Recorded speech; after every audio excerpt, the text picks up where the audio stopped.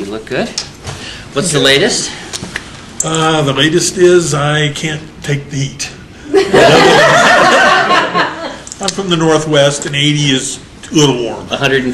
That will change. The It will definitely change. Well, I'm hoping, because I do go to some rather inhospitable places, so that's the only real problem I've So your had. surgery was? 53 minutes, I think you said? And since surgery, you had diabetes? No, I did not. High blood pressure? Everyone, all my older brothers all have it, though. All right. What were your medical problems? High blood pressure, sleep apnea. And how's your blood pressure? I don't know.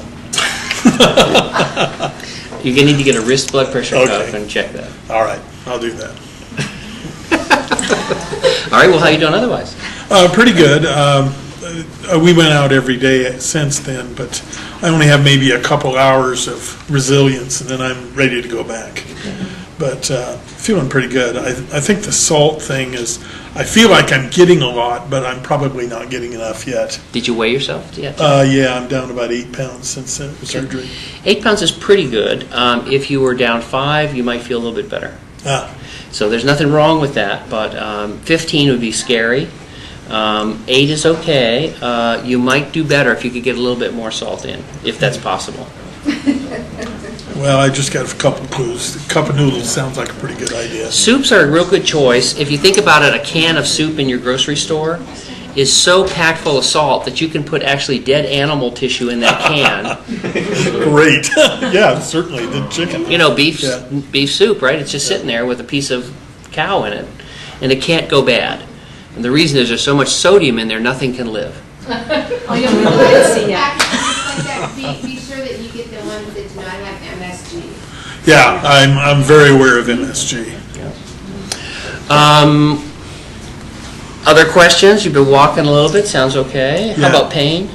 Not really, other than just getting in and out of bed. You know, you're stiff. I've got some bruising and stuff. Okay. So that normal thing, but not really any pain. Good. Okay. Should we take your staples out? Sure. Other questions from your wife or you, or that we're not clear about? Anything? Okay.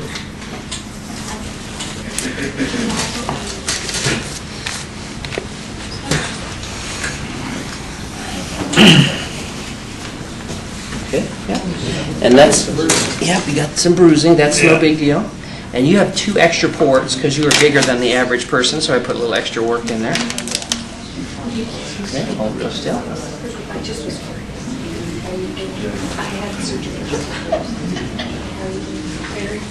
Not hurting coming out? No, that's fine.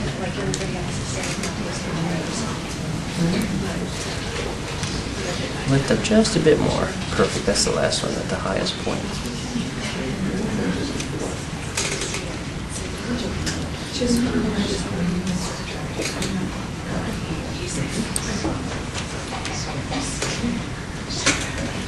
And then have one go.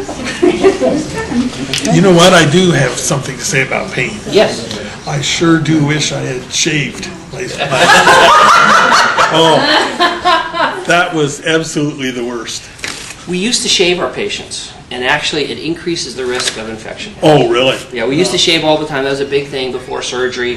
You get shaved. Then we used to argue, how do you shave your patient? You can shave them with an electric razor, or a straight razor, or the night before, and there's all kinds of stuff about it. But the research basically now says, don't shave. Now, some people do just what you said. They say, oh, I'm worried about these bandages. I'll shave myself ahead of time. And a lot of times you'll see the little red marks of where the shaver has either touched the skin or where there's a little folliculitis around each hair, and that increases your risk of infection. So we do apologize for that pain. We know it happens, but you don't have any infection, and that's probably a better choice. Yeah, absolutely. All in all, this has been a really positive experience. I don't have any complaints at all. It's having watched the site for months before, I feel like I came into this knowing what the typical outcomes were and the extremes, because you do see clips on the site saying, gee, this wasn't so great for me.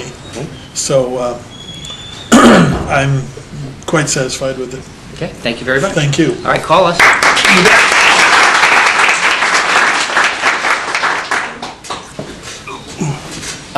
Kathleen?